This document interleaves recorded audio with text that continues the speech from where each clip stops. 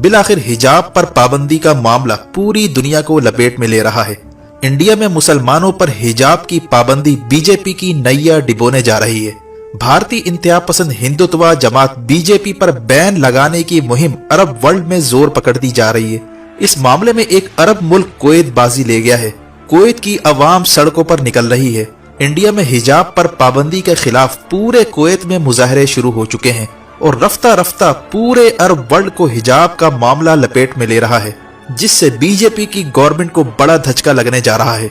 नरेंद्र मोदी के करतूतों की वजह से इंडिया के लिए नई परेशानी खड़ी हो चुकी है। हाल ही में कुवैती पार्लियामेंटेरियंस के एक ग्रुप ने गवर्नमेंट को एक लेटर लिखा है जिसमें कई पार्लियामेंटेरियंस के दस्तखत मौजूद हैं।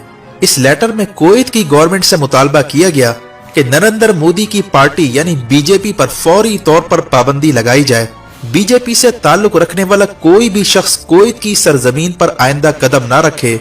जिस तरह इंडिया में मुसलमानों के साथ सलूक हो रहा है, इनके हुकूक छीने जा रहे हैं, मुस्लिम खवातीन के बुर्के तक उतारे जा रहे हैं।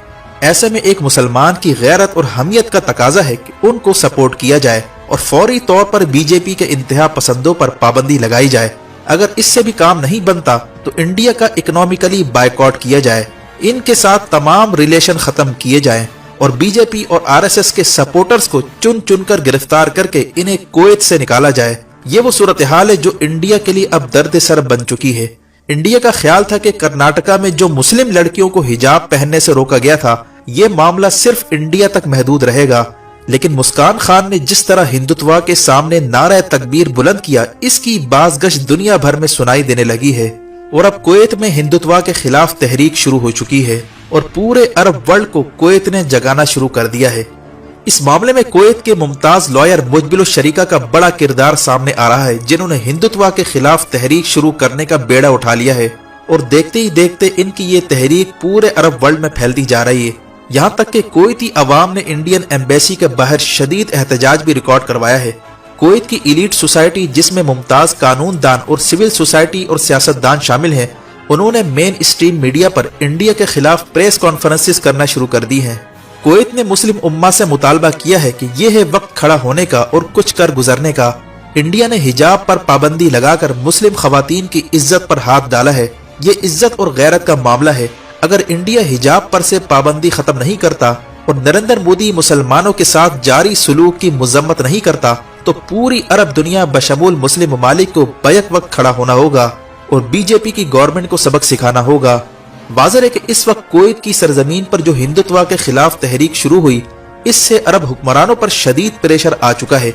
उन्हें खतरा है कि इसकी पादाश में इनकी हुकूमत खतरे में ना पड़ जाए।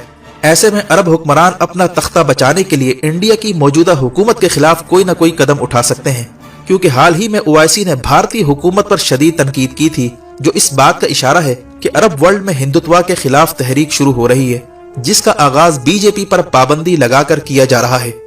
आने वाले दिनों में बीजेपी और आरएसएस के सपोर्टर्स के खिलाफ गल्फ में बड़ा एक्शन होने जा रहा है, इसीलिए हिंदुत्व के ऐवानों में खलबली पैदा हो गई है।